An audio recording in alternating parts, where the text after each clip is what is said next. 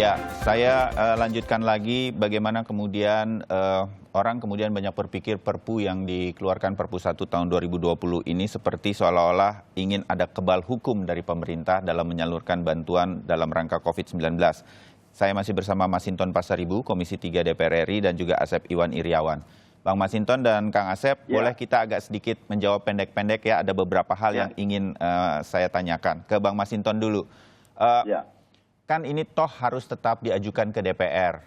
Saya ingin tahu jadwalnya itu kapan, Bang Masinton. Sementara ada beberapa kolega Anda, saya sebutkan saja di sini misalnya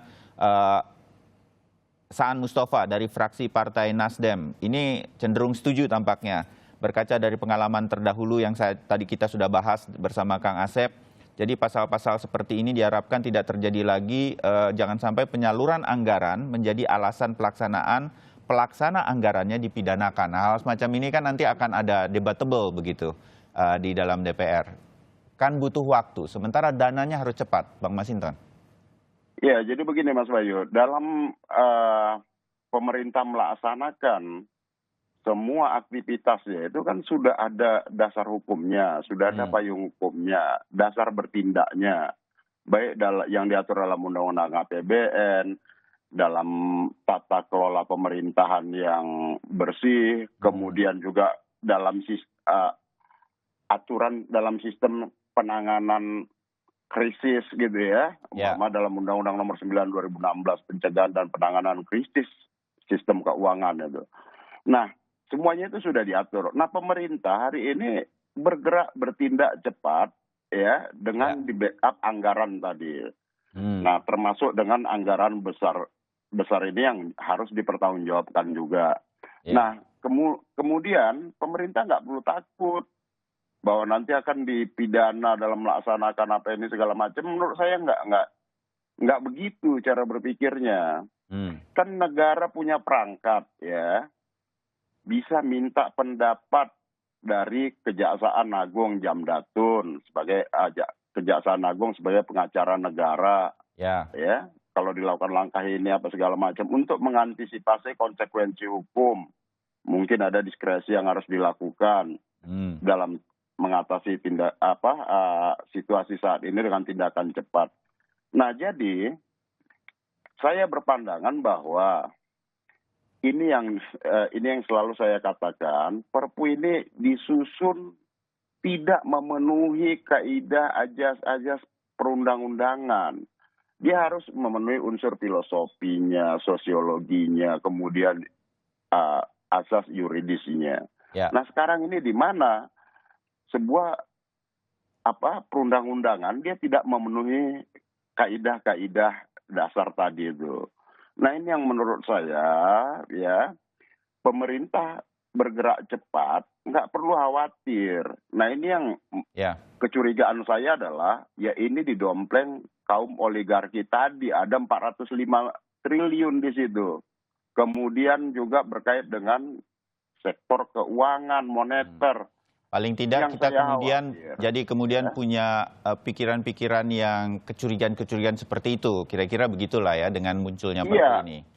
Perpu ini lebih banyak muat domplengan penumpang gelapnya. Dugaan loh ini ya, Bang. Publik, maka saya katakan publik jadi curiga seperti itu. Betul. Nah, maka menurut saya pemerintah bekerja saja. Kalaupun Perpu ini diterima, ini harus segera direvisi. Tidak ada yang namanya kekebalan hukum di situ. Boleh saya tahu kapan, ini kan sudah diserahkan oleh KKSK ke DPR. Itu kapan sih jadwal untuk dibahas oleh DPR? Perkiraan? DPR boleh memberikan persetujuan atau penolakan itu dalam masa sidang berikutnya. Jadi setelah DPR melakukan masa persidangan berikut ya, setelah persidangan ini ya kemungkinan selesai Lebaran. Nah, tetapi ada situasi yang perlu dikerjakan cepat oleh negara saat ini. Betul. Atau melalui pemerintah. Ya silakan. Dan jadi tidak usah menunggu ini kemudian disahkan oleh DPR, bekerja saja dengan perangkat hukum yang sudah ada, karena bayangan saya kan ini bantuan harus segera disegerakan di bulan Ramadan dan juga Lebaran, begitu ya Bang Masinton ya? Iya, betul. Nggak perlu ada kekhawatiran di sana, sepanjang itu dilaksanakan berdasarkan kepatutan asas perundang-undangan, ya, baik. Pelaksanaan pemerintahan yang baik dan bersih. Kita udah dapat gambaran dari DPR. Sedikit ke Kang Asep. Kang Asep, hari ini sejak hari Senin kemarin sudah ada 3 permohonan uji materi mengenai Perpu 1 2020 ke Mahkamah Konstitusi. Sementara kan undang-undangnya belum berlaku, masih diajukan ke DPR. Situasinya ini seperti apa nih, Kang Asep? Ya, kalau perpunya kan sejak dinyatakan Perpu udah jalan kan, cuman kita nunggu persetujuan DPR. Soal mereka mengajukan hak uji ke MK, MK juga tidak membuka sidang dan berpacu dengan waktu yang tadi kata Pak Masinton, mereka nunggu sidang juga. Saya kira hak uji sih, memang kalau lihat lagi secara teoritis betul hak ujinya. Cuman apakah nanti secara formal maupun material, ya apa diterima oleh MK, bermain dengan waktu kan, itu satu ya. Nah, jadi sekali lagi kita sekarang udah nggak masalah itu, yang masalah kan yang penting itu sekarang itu, nah ya kan masyarakat mah udahlah itu tataran hukum dibicarakan dikabulkan atau tidak dikabulkan, bertentangan atau tidak bertentangan, jelas bertentangan dengan asas saya katakan sejak awal. Tapi yang penting bagi sekarang bagi masyarakat dalam situasi begini, kita kan berpacu dengan corona kan, dengan COVID-19. COVID-nya udah nyerang kemana-mana, nah sekarang yang dibutuhkan adalah uang tadi ya sekian ratus triliun yang harus cepat mengalir ke masyarakat.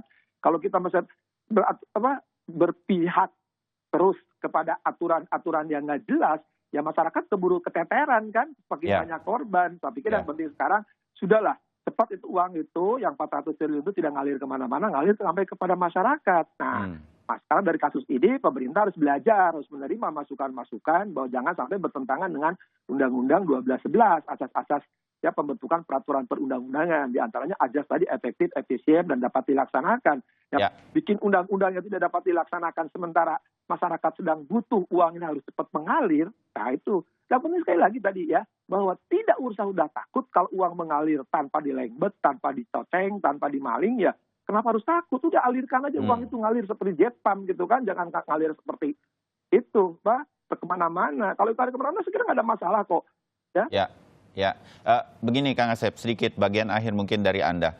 Kalau saya membayangkan saya pelaksana anggaran begitu, dalam kasus-kasus terdahulu, ada situasi-situasi dalam berbagai kasus yang sebetulnya adalah untuk kepentingan orang banyak, tetapi kemudian dianggap salah ketika pelaksanaan tersebut dalam hal darurat dan lain-lain. Misalnya BLBI, kasus Senturi dan lain-lain. Dan kemudian ini menjadi pidana. Artinya, pengadilan satu hal, seperti kita berharap pada pengadilan seperti yang disampaikan oleh Kang Asep, tapi pengadilan putusannya bisa berbeda juga. Mungkin ini menjadi jaminan bahwa ya udah kita bekerja untuk menurunkan dana ini. Itu bisa? Atau bagaimana kita menjamin ini semua? Harus bedakan kasus BLBI, kasus Senturi itu ada prinsip prudential banking ya, prinsip kehati-hatian. Jadi situasinya lain.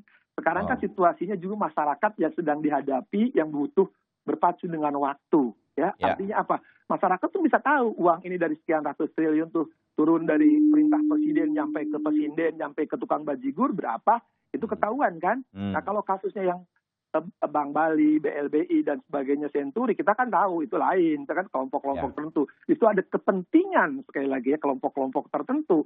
Kalau di sini kepentingannya untuk kepentingan publik. Artinya apa? Ketika uang publik disarikan kepada publik itu gelontor murni tanpa ada yang muatan-muatan kepentingan, tapi sekali catatan, kalau tadi ada di belakangnya ada muatan-muatan kepentingan, jangan coba-coba menghindar dengan bikin pasal, ya siapapun berbuat pidana akan kena. Tapi kalau orang yang menyalurkannya, sekali lagi, tanpa nerima peser pun dan umum terlayani, saya ulangi sekali lagi, nggak usah takut kok, karena negara tidak dirugikan, karena uang ngalir kepada publik. Nah, intinya transparansi begitu ya, untuk niat baik satu kata, menyalurkan ini semua. Nah, tapi yang sering terjadi kan jangan sampai kena transportasi. Baik, oke. Terakhir dari Bang Masinton, Anda setuju transparansi ketika menyalurkan ini semua, jadi tidak perlu takut, Bang Masinton? Iya, kuncinya benar, transparansi tadi itu. Jadi keterbukaan apa segala macam. Ini duit rakyat, salurkanlah untuk sebesar-besarnya kepada masyarakat yang membutuhkan. Nah, nggak perlu ada kekhawatiran bahwa akan dikriminalisasi dengan kebijakan yang berpihak pada pro rakyat tadi.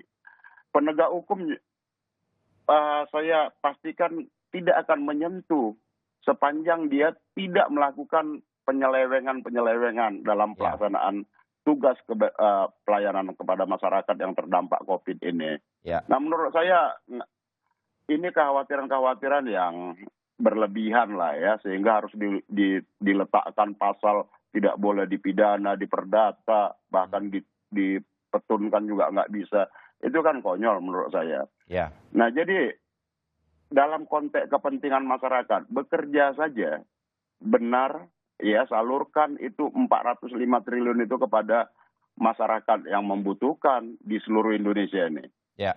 Sepanjang itu dilaksanakan dan dikerjakan secara transparan, menurut saya tidak ada masalah lah. Baik, ya. Mas Bayu, satu kalimat boleh, Mas Bayu? Ya, boleh. Kalau pejabat sampai dikriminalisasi gara-gara nyalurkan tadi, saya akan turun panggung jadi pengacaranya gratis para pejabat. Siap, saya akan turun panggung. Siap. Kalau memang pejabat takut, saya akan jadi pengacaranya. Kita catat niatan dari Kang Asep ini. Saya akan turun panggung. Saya punya sebagai advokat. Baik. Saya turun. Tadi di waktu jeda Anda mengatakan, oke, sekarang musim PDP kalau virus corona. Ini juga PDP. Ini peraturan dalam pengawasan pasar ibu ini. Ini juga PDP. Peraturan dalam pengawasan. Ya, atau ODP ini. Ya, kita sama-sama mengawasi ya Kang Asep. Kita dari luar gelanggang, ada Bang Masinton dan teman-teman yang juga mengawasi PDP ini, peraturan dalam pengawasan. Dalam pengawasan pasar ibu. Kang Asep, terima kasih banyak. Bang Masinton, terima kasih banyak. Salam sehat untuk Anda semua. Terima kasih, selamat pagi. Itu tadi saudara perbincangan kami mengenai bagaimana kemudian ada Perpu nomor 1 tahun 2020 yang mengundang kontroversi. Wawasan kita sudah bertambah, mudah-mudahan pemerintah memutuskannya juga dengan bijak bersama DPR.